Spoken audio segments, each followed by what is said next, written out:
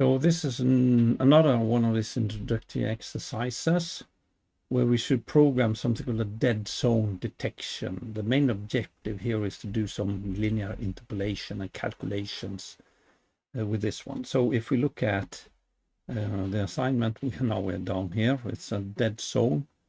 So a dead zone detection, that is an FC, doesn't need any memory.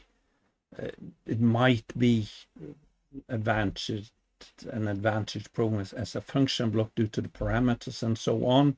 But now here it's a FC, and an FC needs somewhere to store the inputs and outputs, and so we have made a DB dead zone too here in the program where we call this, which has to be called again in program main or something to make it run.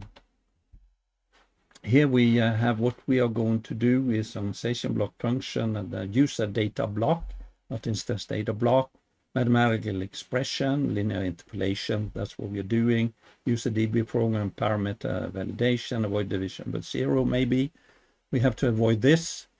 If we can get a 0 somewhere here, we shouldn't divide by 0, function blocks, real, non-real, whatever we want, and then output 2. So we are going to look a little later on how this is going to look out, and the deadband illustration last page.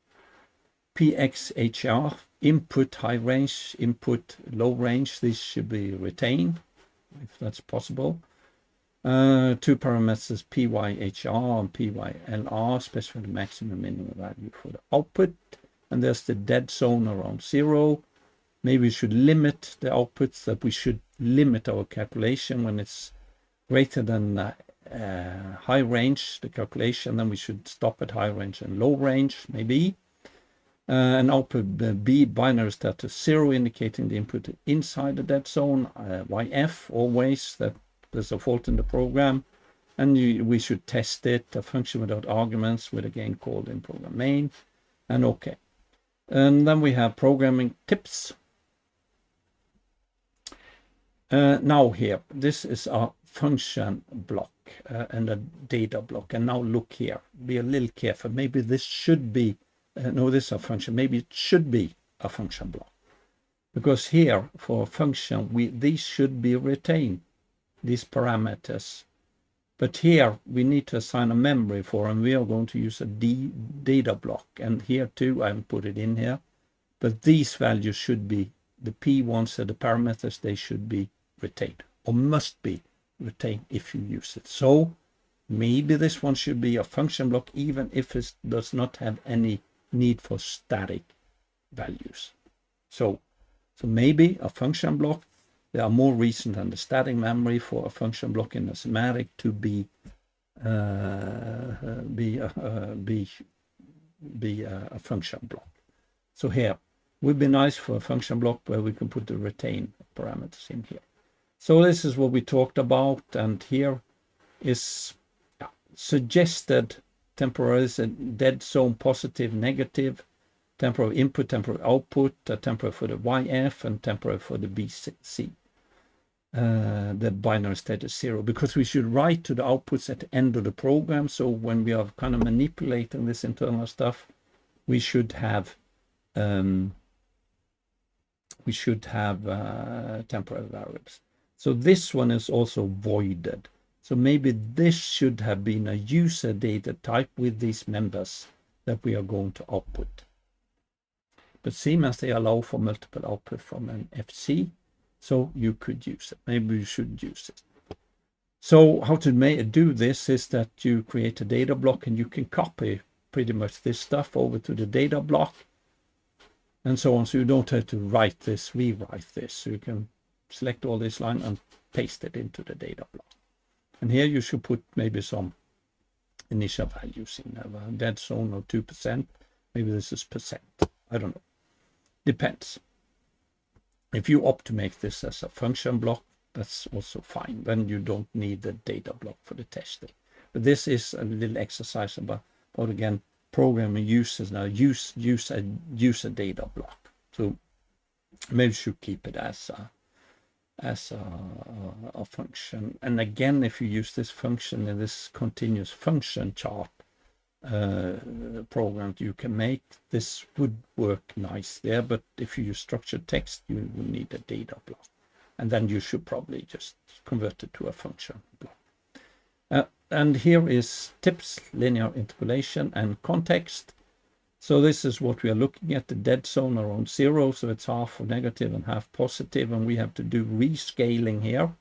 So then we go outside the dead zone, that we are not jumping up. There would probably be a linear here. We will probably jump up somewhere here. An abrupt change that might not be too nice. And it's the same on the negative side. So here is the dead zone, and maybe we use this for a joystick that has 4 till 20 milliamps, plus minus 20 milliamps or something, because we don't have a smart joystick that just uses a field bus to communicate these values and handle this dead zone internally.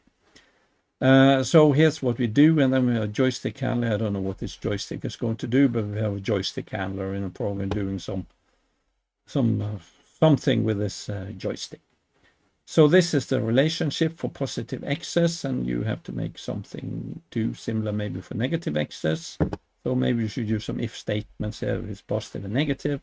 This is just the relationship between two triangles that you're using. Y minus 0 because it's 0 here. So of course we don't subtract 0. But here is x minus the half of the dead zone that we maybe pre-calculate. Use a temporary here, so you don't get this abrupt jump. And then again, it's this one. And you have to organize this and a little so that you are calculating the y. That's the output you are looking at. And maybe you should have an if statement and check if it's negative or positive. If you're in this area or this area. And here's the limitation. That's how it works. If it's not limited, we just extend, which is often not something you want, but it's possible here to have. It's an option, a parameter that we have here. Yeah, so that was the context. So this program exercise was about little if sentences to do a little calculations too in a program.